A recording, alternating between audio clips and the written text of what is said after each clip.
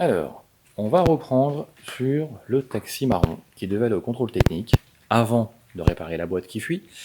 Et malheureusement, la fuite de la boîte s'est amplifiée et on ne peut pas l'emmener au contrôle comme ça. Donc du coup, on va commencer par réparer la fuite et on ira au contrôle la semaine prochaine.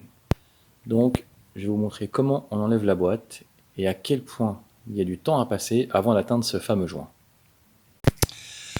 Donc, première étape pour démonter la boîte de vitesse. Avant de monter la voiture, on débranche la batterie et on enlève la vis supérieure qui tient le démarreur tout au fond. On voit pas très bien, mais de toute façon il faudra l'enlever tôt ou tard, donc autant l'enlever pendant que la voiture est en bas. Et ensuite, on peut monter.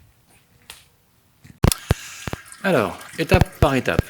D'abord, on vidange la boîte. Sinon, quand on va enlever l'arbre de transmission, toute l'huile va se répandre par terre, c'est pas la peine. Ensuite, on finira d'enlever le démarreur. On a enlevé la vis qui était en haut, on va enlever celle-ci. Ensuite, dans l'ordre, on démontera l'arbre de transmission. Ce sera fait. Et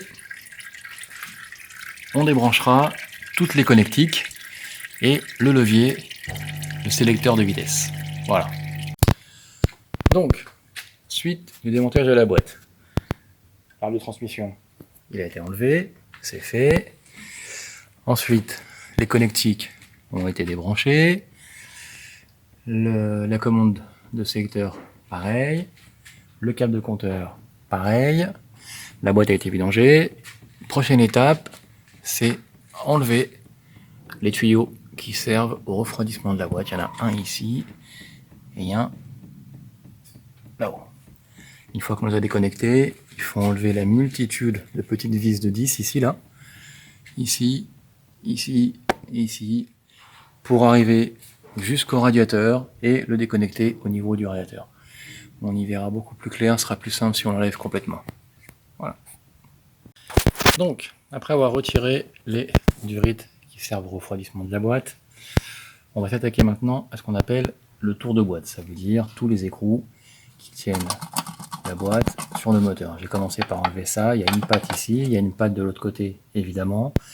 Il y a un écrou ici, il y en a deux autres au-dessus, compliqués à attraper, mais on va les avoir quand même. Et ensuite, on enlèvera les écrous qui tiennent la petite traverse arrière qui tient la boîte sur l'arrière. Voilà. Et ensuite, on pourra s'attaquer au convertisseur. Enfin, le convertisseur, on fera ça avant la traverse. Voilà. Une fois qu'on a enlevé les écrous qui maintiennent la boîte et la plaque qui protège le convertisseur, cette fameuse plaque tient avec juste deux écrous. Il suffit de l'enlever et on a ensuite accès au convertisseur qui tient avec des écrous de 14. La meilleure solution, c'est de bloquer la rotation du moteur au niveau de la poulie à l'avant, ou alors de prendre une clé de 14 ici, on la cale, on a bloqué le convertisseur et on peut démonter l'autre et on répète l'opération 4 fois. Il faut impérativement enlever le convertisseur avant d'enlever la boîte. On va s'attaquer aux deux dernières vis du tour de boîte qui sont tout en haut, très mal placées. J'ai mis mon aimant dessus. Comme ça on voit, voilà, elle est vraiment tout en haut de la boîte.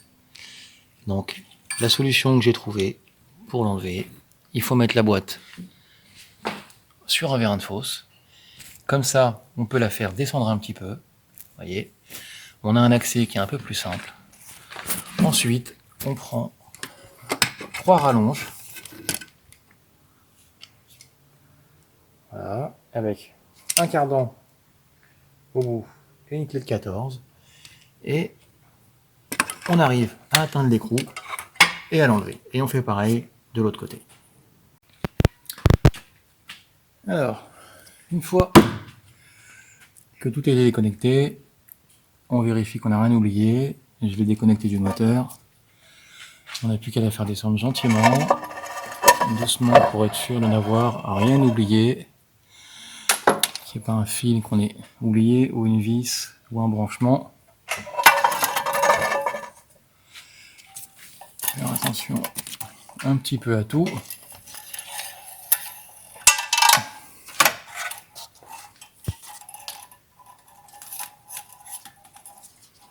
Voilà. La boîte est enlevée.